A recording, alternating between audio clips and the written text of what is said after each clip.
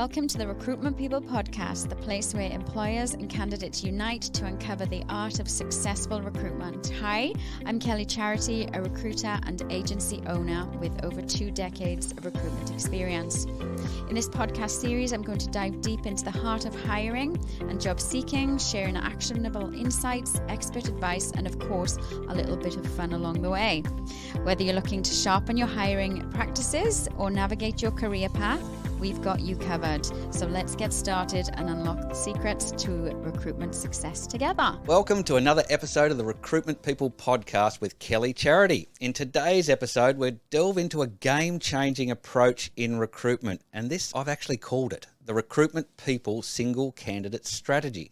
This method champions the idea of quality over quantity by focusing on presenting a single highly matched candidate rather than a multitude of applicants.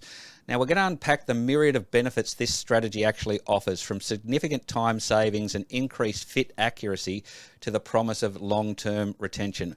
Welcome back, Kelly. Hi. How you going? Very good. Excellent, excellent. All right, now, this is something that you're very passionate about. We've spoken about it a little bit before. Can you explain the philosophy behind the Recruitment People Single Candidate Strategy and what inspired you to adopt it at the Recruitment People? It's something that's happened over time, just natural progression in terms of knowing clients, understanding their brief, and then presenting the candidates that have been shortlisted.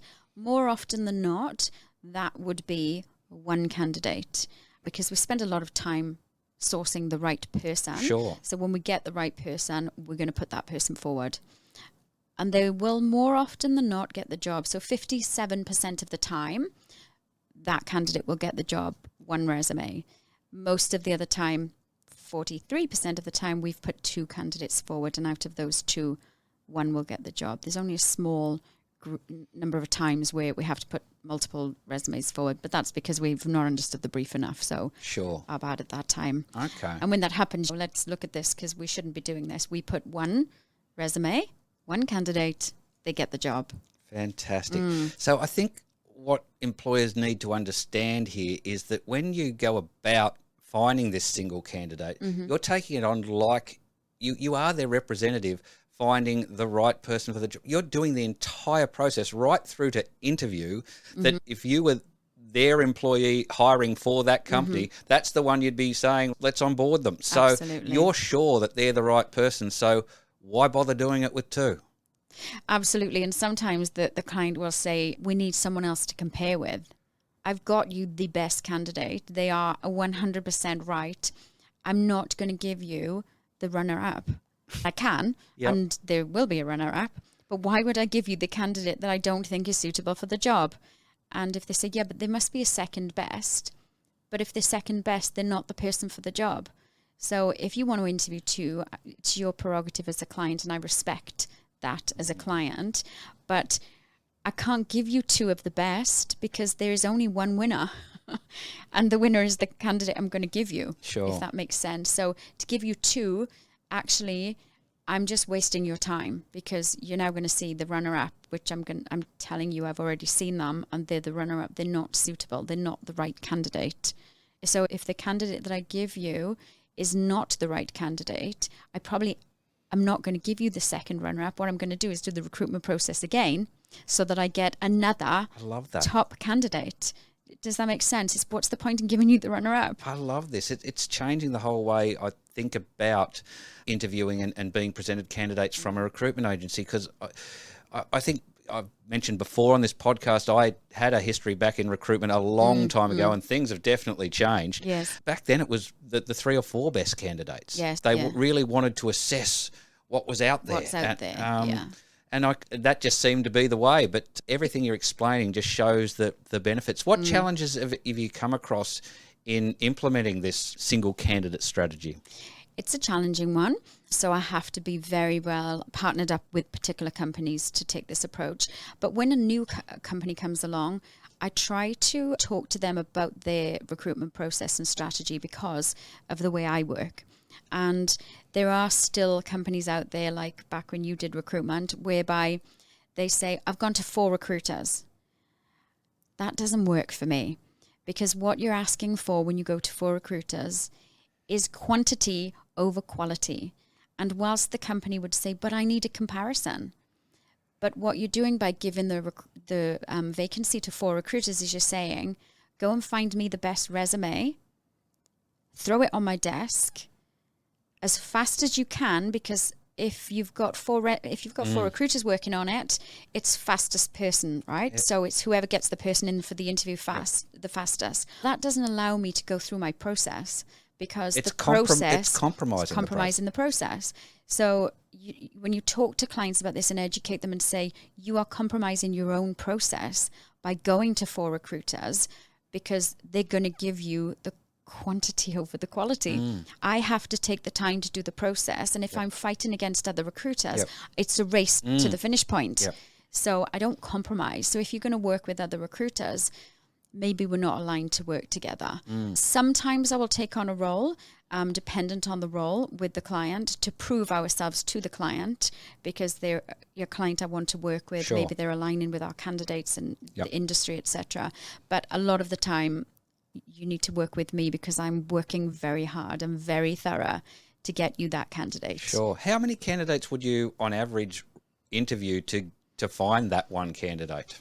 It can just depend on the role. You know, we get many applicants come through from job ads. A lot of them aren't suitable. A lot of them from overseas don't have a visa. So you're going through all of that process. Then we go through a telephone screening situation. And so we're screening the candidates, speaking with as many as we think fit the bill in terms of ticking the boxes on paperwork. And then we shortlist on attitude, culture, just on that screening call. And then we start doing the face-to-face interviews. You're paying us to see the candidates before they come to you. So we have to take the time to see the candidates to find the needle in the haystack. And I'll give you an example actually of how it goes to show working with the recruiter can really be successful for you. So we were working with a national company, and they'd been advertising themselves. So they'd had all of these resumes come through. And so we'd gone through the process with our candidates, applicants, headhunting, everything that we do. And we had this particular candidate who I'd spoken with on the phone. His resume wasn't very good, but our job is to go through people. So we'd spoken with the candidate, and on the phone, he was a superstar. So I got him in for an interview. He was amazing. So his resume was not amazing, but that's what you're paying us to do, right? Sure. Find the people. And so we presented the candidate to the client, and the client said, oh no, we've already had his resume. We're rejecting him. And I said, but I'm your recruiter, and I've interviewed him, and I'm telling you, he's the guy. Wow. And they were like, luckily we'd worked with them before, so they know if I'm saying he's the guy, he's the guy. They trust you. Absolutely. And so they were like, okay, we'll see him. And anyway, they saw him, they hired him. He's been there for 4 or 5 years now. He's now their national state sales manager. But on paper, his resume just wasn't strong enough.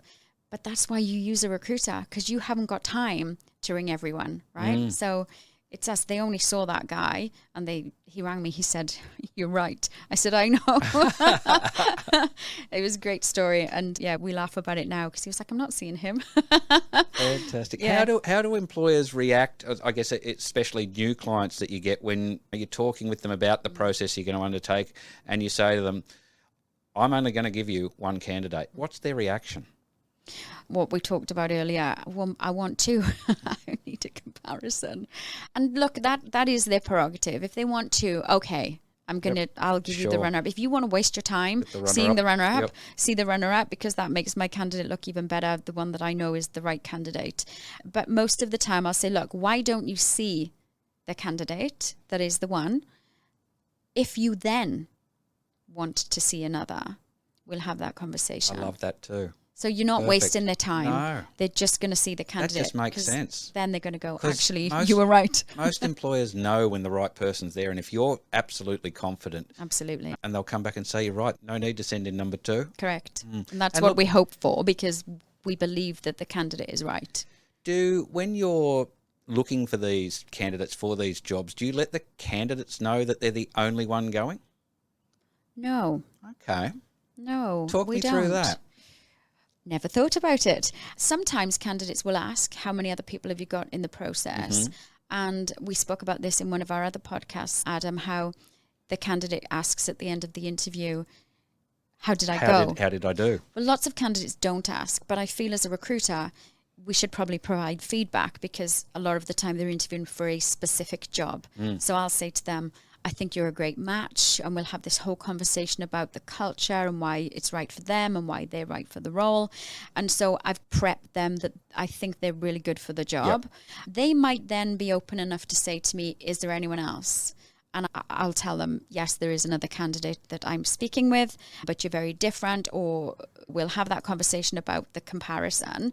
But because we only put one candidate forward, generally we're sticking with you're the candidate, but they don't ask. And I wouldn't share that they are the only candidate, because I think it puts the candidate in a compromising position. Sure.